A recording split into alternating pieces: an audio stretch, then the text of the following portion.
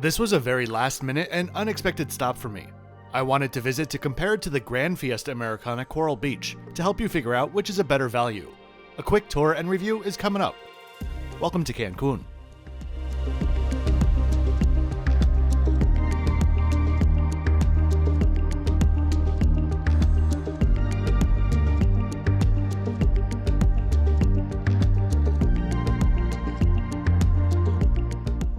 Before we get into it, let me welcome you to the channel if you're new here. My name is Kevin, and I am the Flip Flop Traveler.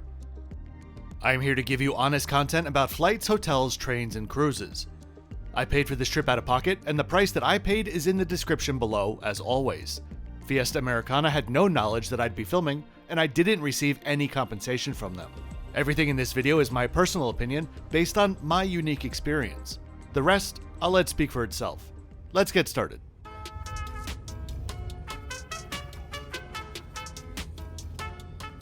Right now, I'm in an Uber heading to the resort, which is smack in the middle of Cancun's Hotel Zone.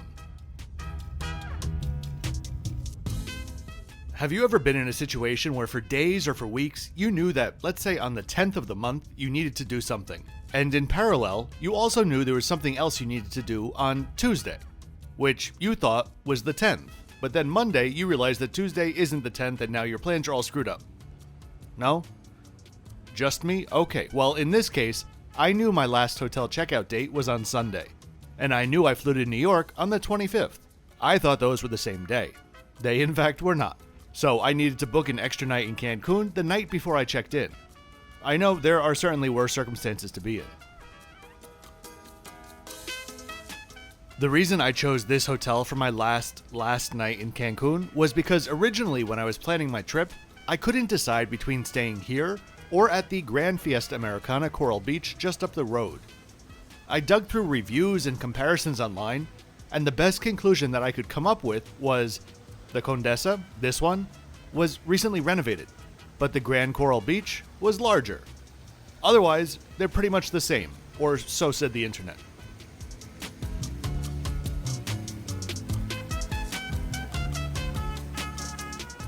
All I can say is no, they really are not the same.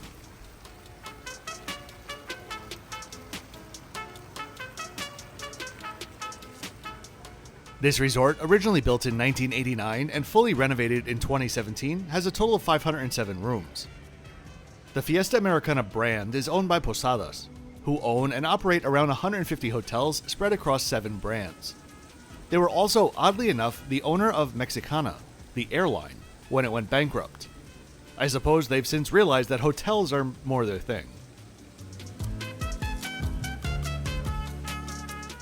This review is a shorter one for 2 reasons, neither of which are the hotel's fault. First, check-in in total took probably a solid 4 hours. So I booked this via Capital One Travel the night before arrival, Saturday. By the time I arrived on Sunday afternoon, being Sunday and all, they hadn't received the payment.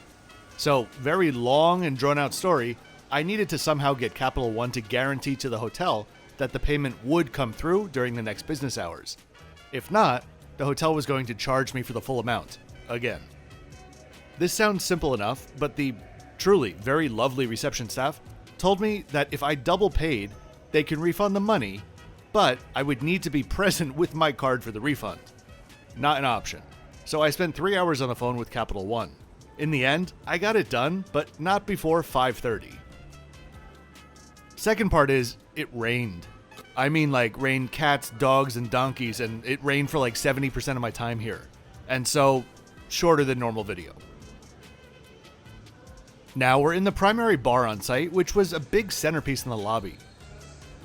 Just so I don't forget later on, I'll say that the staff throughout the property were cheerful and always eager to help out.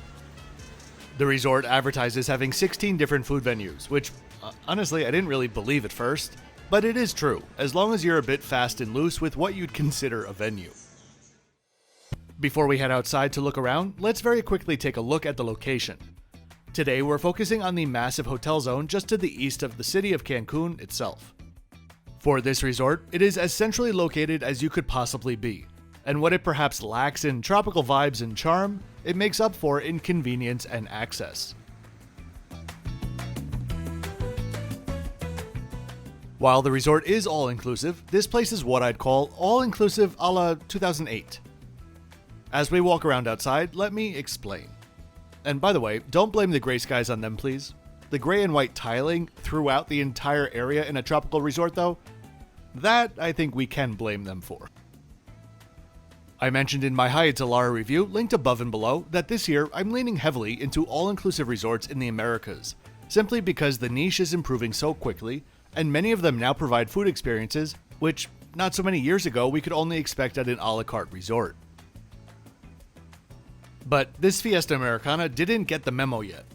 Their sit-down restaurants have fairly limited and basic menus, which don't really scream premium resort, and the number of items that they have at every turn available for an additional charge just got to be a bit much, especially after hardly seeing much of the practice in other previous resorts I stayed at.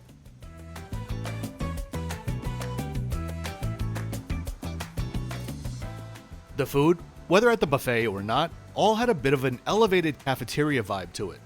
Still tasty, but basic as can be. For example, I had a quick bite for lunch at the cevicheria in between downpours. The ceviche was simply scooped onto a plate before me from a pre-made batch.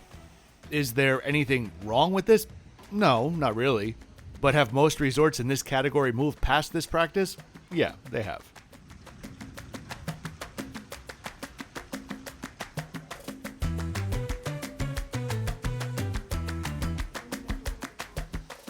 There are quite a few lunchtime casual light bite options spread around the resort. Some of them include the grill, which has burgers, the healthy corner, a deli, the sweet corner, a pizzeria, a sushi corner, and a casual Italian trattoria.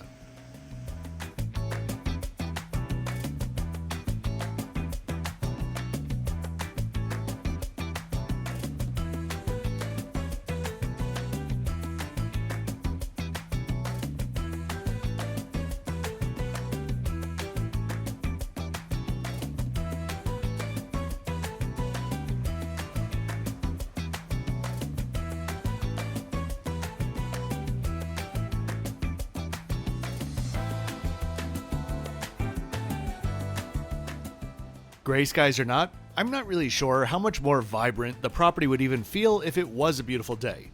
It's just a very basic and somewhat bland design, which is missing a big old dose of foliage in the lounging areas. Something that you'll see in a bit, they do actually do well when they try.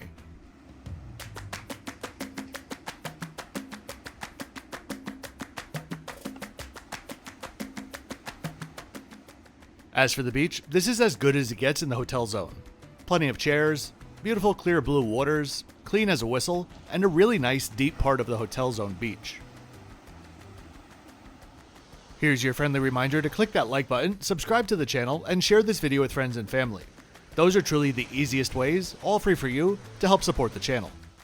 If you'd like to support me further, my Patreon is also linked in the description below. Thanks very much in advance.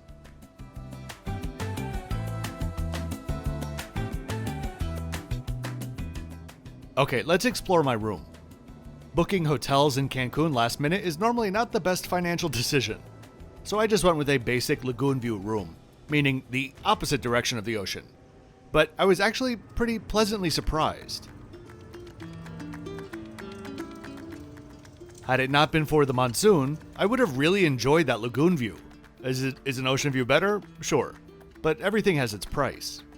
Not to mention, the interior courtyard here is probably the most beautiful, lush, and tropical view anywhere in the resort.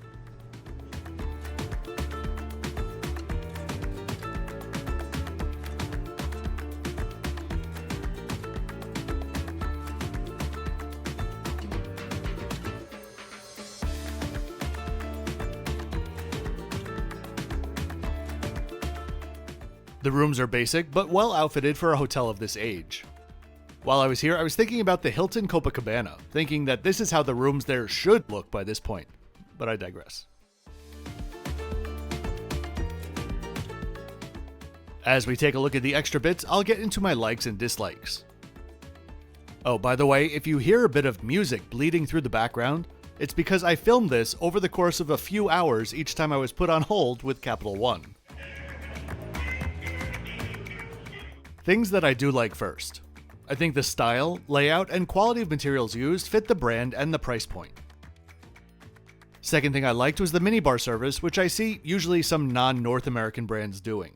It's a separate service from housekeeping, and they come by once a day to restock. But if you happen to be there when they come, they have a bunch of other things on their cart as well, and just let you pick and choose exactly what you would like in your bar. A small but smart, thoughtful touch. Last up, as always, I love me some C.O. Bigelow products. As for the things I wasn't a fan of, the room had really poor lighting. Not quite Anda's Mayakoba poor, but 2 or 3 more lights would definitely be appreciated. Next up, I'm not sure how much of it has to do with the weather and the winds, but the Wi-Fi was crappy and dropped my call a couple of times.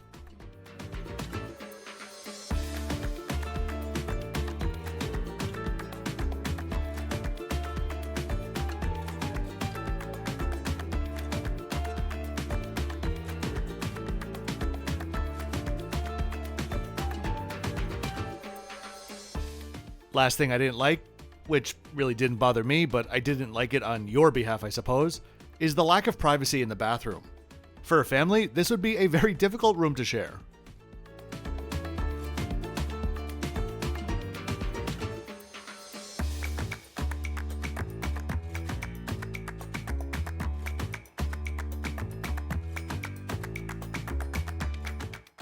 If you head down to the description, you'll find my next 5 videos to come out, as well as other bits and pieces like the soundtrack titles featured in this video.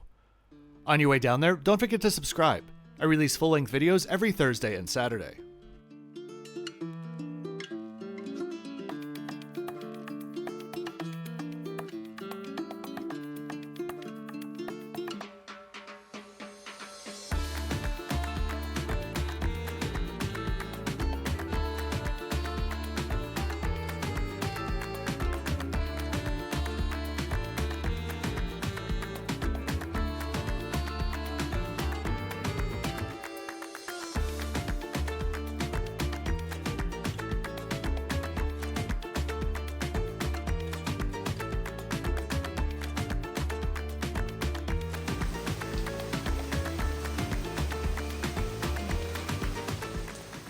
Alright, let's head down to dinner. I went to the aptly named El Mexicano for dinner.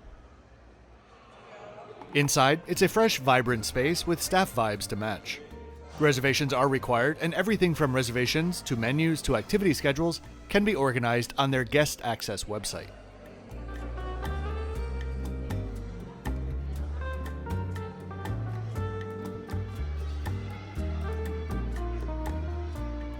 Here's the menu for El Mexicano. For appetizers, I went with the fried tortilla taco, essentially a taquito, and corn cream soup. The taquito was very basic. Tasty, but I mean, it could have been from the frozen food aisle.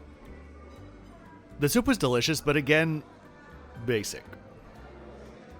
For the main dish, I chose the cochinita pibil, which was served as deconstructed tacos, but that wasn't really mentioned on the menu. Again, sorry for being repetitive, but there aren't really many synonyms for tasty and base. Well, actually, let me pull out my thesaurus. These were delectable and no frills.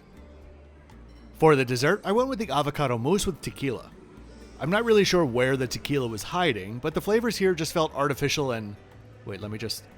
artificial and insipid. There are, of course, other full-service restaurants as well, including Rosato, a formal Italian venue, Santelmo, an Argentinian steakhouse, and Tycoon, their Asian restaurant, all of which I'm showing you the menus for now. Also, this QR code at the time of writing will bring you to the guest-only website that I mentioned before. To fully use the website, you would need to log in with your room number, but without logging in, you can still access parts of it, including the menus and things like that. I watched the lightning storm for a bit, and then made sure that my flight really was tomorrow, and then headed in.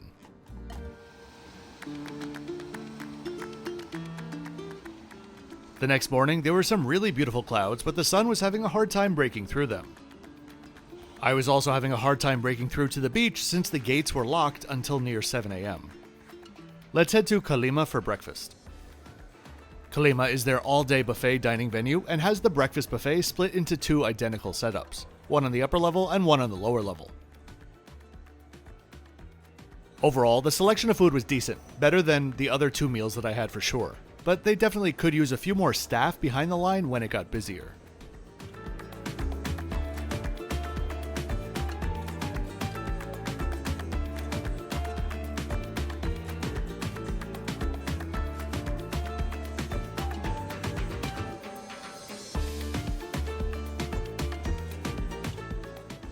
So overall, I suppose the Fiesta Americana provided an experience similar to what I would have expected if I didn't have that Grand Coral Beach comparison already in my head.